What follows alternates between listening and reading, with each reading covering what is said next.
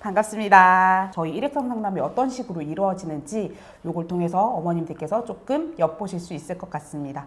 어머니 소개 한번 부탁드릴게요. 네, 안녕하세요. 저는 112일 된 유나를 키우고 있는 엄마라고 합니다. 네, 어머니께서 이제 저한테 미리 제출을 해주셨던 그런 스케줄들이 있어요. 그래서 제가 이렇게 좀 정리를 해서 우리 유나가 어떻게 지내고 있는지 먼저 파악을 좀 하고 왔는데 수면 교육을 해주신 것 같더라고요. 네, 원래는 슬립 베러 베이비를 알게 된 게 0부터 24개월까지 잘 자는 아이 그 책을 먼저 보고 이제 유나 스케줄을 좀 맞춰주고 싶어서 해보다가 그 책만으로는 조금 부족한 게 있어서 읽기 자료를 사고 읽기 자료를 토대로 지금 한 3주 정도 수면 교육을 한 상태예요. 사실 우리가 입면 시간이 뭐 2분, 길어봐야 8분, 9분이에요. 지금 이제 저도 한우울증이 좀 심하게 왔었어가지고 네. 집 안에만 또 있기가 조금 어려웠었거든요.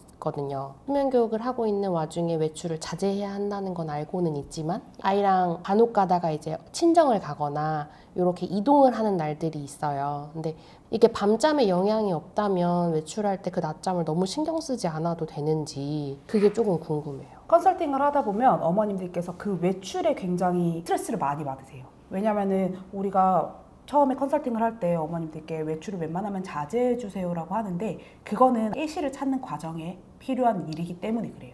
왜냐면 외출이 이렇게 지금 깨시에 영향을 미치니까. 우리도 밖에 나가서 열심히 활동을 하고 그러고 이제 집에 왔으면 그날은 밤에 조금 빨리 졸릴 수 있잖아요. 그렇게 우리가 지금 깨시를 찾아가는 과정인데 여기에서 뭔가 다른 뭔가의 외출이라든지 컨디션의 문제를 일으킬 수 있는 그런 것들이 끼어들면 변수가 생기면 우리가 깨시를 찾는데 조금 어려울 것. 그래서 초반에 일주일 정도 잠깐 외출을 자제해 주세요 라고 하죠.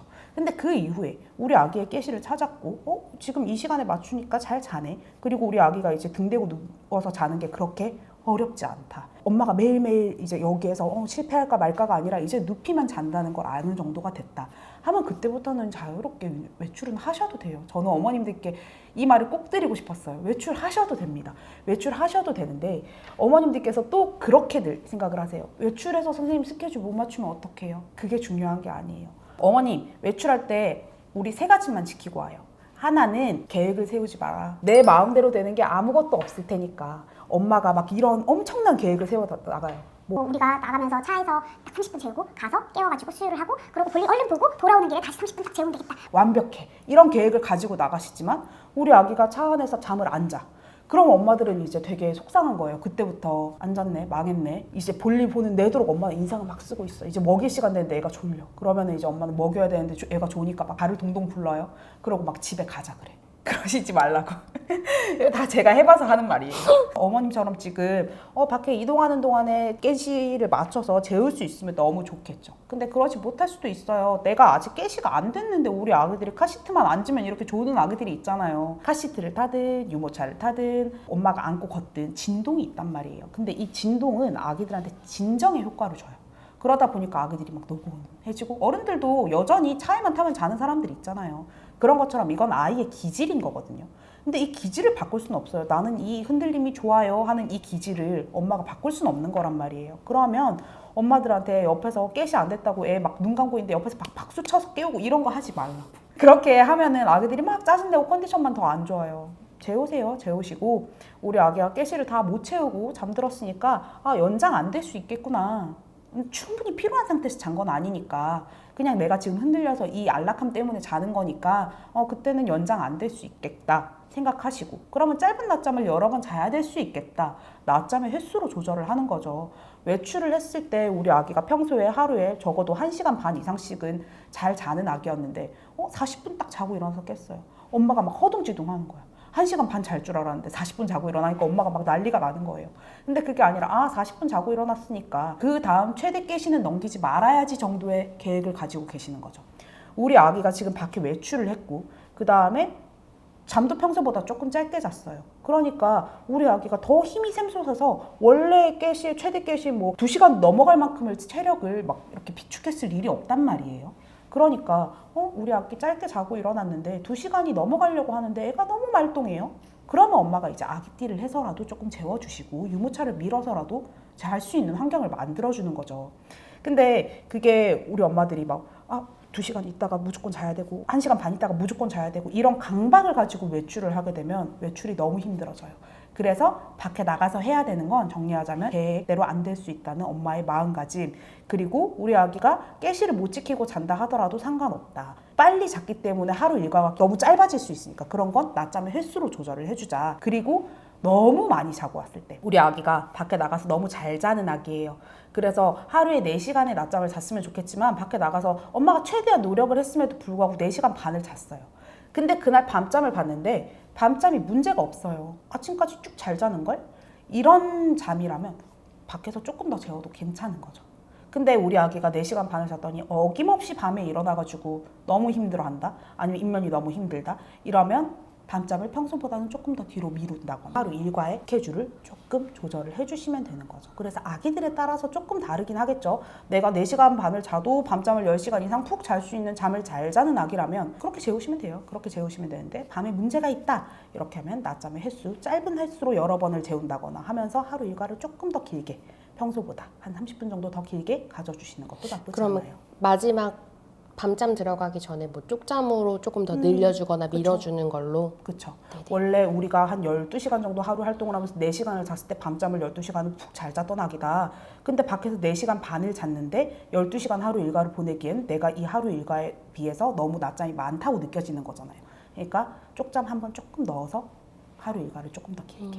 네. 아기가 감기가 한번 걸린 적이 있었거든요. 네. 감기약을 먹는데 모든 낮잠에 그냥 제가 개입을 해서 처음부터 재워줘도 상관은 없는지 아플 때는 그래도 상관이 없을까 그것도 좀 궁금해요. 아플 때는 어쩔 수 없죠. 우리 혼자서 잘 잘 수 있는 어른들이잖아요. 근데 너무 몸이 아파. 코로나 같은 거 걸렸더니 세상에 막 가만히 누워있는데도 누가 막 망치로 제 막 머리를 두드리는 것 같고 막 몸이 아른아른 알리더라고요. 그런 식으로 내가 정말 아플 때 나는 잘 수 있는 능력이 있는 사람임에도 불구하고 인면이 힘들 수 있어요. 그러면 아기도 마찬가지인 거죠. 엄마 내가 혼자 못 자는 게 아니라 오늘은 너무 힘들어요. 근데 엄마의 이제 불안한 마음이 앞서는 거죠. 내가 오늘 하루 이렇게 다 재워버리면 다음날 우리 아기가 이때까지 쌓아 올렸던 공든탑이 와르르 무너지지 않을까. 근데 그렇진 않아요. 사실 저는 수면 교육을 하면서 아기들한테 잠을 알려주는 게 엄마들한테 설명할 때 이거는 수영이나 운전 같은 거라 말씀을 드려요. 몸에 익히는 거거든요. 우리가 수영을 배우고 나면 언제 어디서든 뭐 내가 수영을 배운 지가 뭐 5년이 지났든 6년이 지났든 물에 던져놓으면 어프어프 하다가 이제 수영이 나온단 말이야. 나도 모르게. 그런 거예요. 잠도. 엄마가 잠깐 나를 도와줬을 수 있어요. 엄마 손이 약손이 필요한 순간이 분명히 있거든요. 아기들 아플 때. 그럼 엄마가 도와주고 중요한 건 제자리로 돌아왔을 때. 우리 아기가 다 나았을 때 엄마한테 막 투정을 부릴 수 있어요. 엄마가 그렇게 나를 옆에서 도와줬더니 나 자는 거 너무 좋단데요? 하면서 다시 울음이 생기고 막 안 하던 요구를 할 수 있단 말이에요. 근데 엄마가 이제 그때 해야 되는 건 다 나았잖아. 그럼 이제 원래 자던 대로 자야지. 아프기 전에는 이렇게 안 잤잖아. 아파서 엄마가 도와준 거지. 이제는 괜찮아졌으니까 제자리로 돌아와야지. 요것만 해주시면 돼요. 그 전에 아플 때 우리 아기가 이렇게 내가 하루 재워준다고 해서 앞으로 영원히 혼자 잠자지 못하는 건 아닐까 하면서 애가 아파서 울고 있는데 열이 펄펄 나는데 그래도 기다리기다를 해보겠다 이러진 않으셔도 된다는 거죠. 그러면 제가 이제 전체적으로 우리 유나의 스케줄을 한번 말씀을 드려보면은 대부분 지금 깨시는 잘 지켜지고 있는데 그러니까 어머니께서 말씀하셨던 것처럼 정확한 깨시를 찾아내지는 못했던 것 같아요. 그래서 집에 가셔서 적어도 한 5일 정도는 엄마가 동일한 시간에 계속 눕혀보면서 동일한 시간이라는 건 깨시예요. 그 깨시에 눕혀보면서 우리 아기의 정확한 맞춤 깨시를 한번 찾아보시는 거. 그리고 원령이 넘어갔다고 해서 바로 이렇게 깨시가 팍팍 바뀌는 게 아니라 뭔가 그런 신호가 왔을 때 엄마가 이제는 깨시를 5분 정도씩이라도 10분 정도씩이라도 늘려줘야겠다 이런 걸 체크를 하시면 될 것 같고, 그 다음에 너무 연장이 안 되는 날 굳이 연장이 안 되는데 막 그렇게 붙잡고 있지 마시고 우리 아기가 지금은 더 이상 잠을 못 자나 보다, 다음 낮잠을 조금 더 길게 자던가 오늘 도저히 그게 안 되겠으면 낮잠 한 번 더 자지 뭐 이런 편안한 마음, 그리고 외출도 충분히 하셔도 된다는 거, 그렇게 이제 마무리를 해드리면 될 것 같고, 저희가 오늘 이렇게 말씀드린 것들 레포트로 정리를 해서 어머니께 메일로 보내드릴 거예요. 그러면 그거 한번 참고하셔서 어머니께서 앞으로도 계속해서 수면 교육을 잘 지속을 해주시면 되고요. 네, 알겠습니다. 네, 오늘 이 내용이 어머니께 좀 도움이 되셨나요? 이게 제가 라이브 때도 여쭤보고 싶은 게 많았는데 이제 그때 팀장님 하고 언젠가는 한번 컨설팅을 할 수 있으면 좋겠다라고 생각은 하곤 있었어요. 그리고 컨설팅 대기도 걸려있는 상태기도 하고.